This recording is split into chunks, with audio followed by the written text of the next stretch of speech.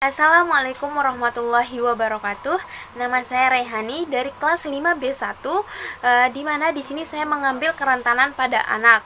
Nah, peran fisioterapi pada saat bencana yaitu memberikan tindakan promotif dan preventif, yaitu dengan memberikan edukasi berupa cara tentang menyelamatkan diri dari bencana, semisalkan gempa, dengan cara berlindung di bawah meja, kemudian keluar rumah atau mencari tanah lapangan agar tidak tertimpa bangunan. Kemudian mitigasi dan kesiapsiagaan adalah cara utama untuk mengurangi dampak bencana, dan mitigasi dan kesiapsiagaan berbasis masyarakat atau manajemen harus menjadi prioritas tinggi dalam praktik manajemen fisioterapi.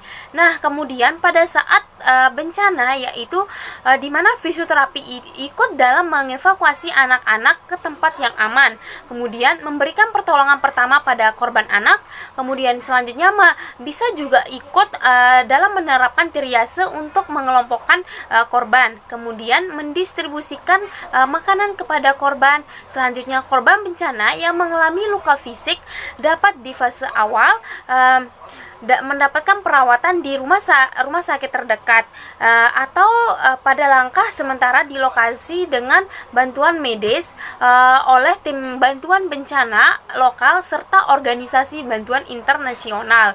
Nah, selanjutnya yaitu tahap tanggap darurat merupakan tahap tindakan atau pengarahan pertolongan untuk membantu masyarakat yang tertimpa bencana guna menghindari bertambahnya korban jiwa.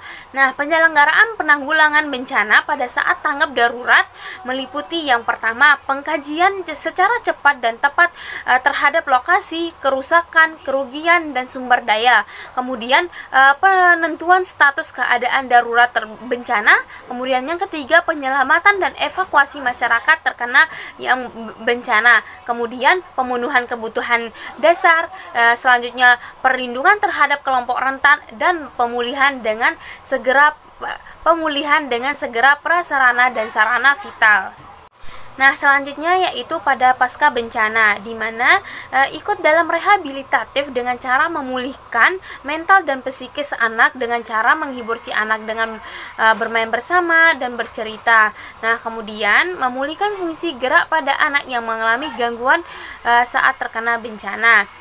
Lalu, langkah awal yang dapat diambil adalah menginisiasi pembentukan sebuah tim multidisiplin yang bisa terdiri dari fisioterapis, dokter, pekerja sosial atau masyarakat, kemudian seseorang aktivis hak asasi manusia untuk melakukan rapid need assessment atau RNA terhadap daerah yang terkena dampak, dan mengembangkan strategi intervensi jangka panjang bisa menjadi langkah pertama dalam proses pengelolaan bencana. Kemudian, tim harus mengunjungi daerah dan rumah sakit yang terkena, tempat di mana bencana yang terkena dampak pengungsian berada, membuat pusat kesehatan shift atau tenda bantuan. Dan selanjutnya yaitu program. Nah, pada saat bencana yaitu ketika tidak ada potensi bencana, di mana fisioterapi harus membangun hubungan dengan instansi internasional, lalu mengajak masyarakat untuk tidak melakukan tindakan yang beresiko buruk terhadap bencana, kemudian melakukan analisis resiko bencana dengan tujuan agar mengetahui posisi bencana akan terjadi di masa yang akan datang, sehingga kita bisa untuk lebih waspada lagi. Nah, kemudian saat bencana yaitu melakukan kegiatan kegawat daruratan, kemudian melakukan mitigasi serta peningkatan, di mana kegiatan kegawat daruratan ini yaitu dengan stimulasi pada kelompok anak bisa di sekolah, kemudian desa, dan tentunya didampingi oleh orang tua atau wali, kemudian melakukan evakuasi kepada korban. Nah, kemudian pasca bencana, dan di mana fisioterapi memberikan rehabilitasi berupa intervensi dengan modalitas fisioterapi atau terapi latihan.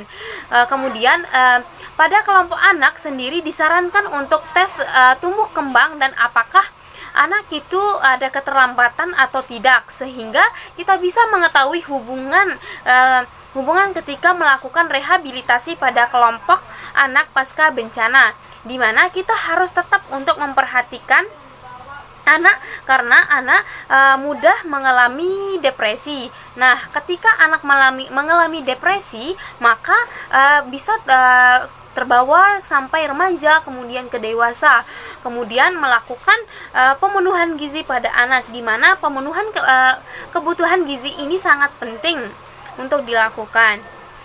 Mungkin itu saja dari saya, kurang lebihnya mohon maaf. Wabillahi taufiq wal hidayah. Wassalamualaikum warahmatullahi wabarakatuh.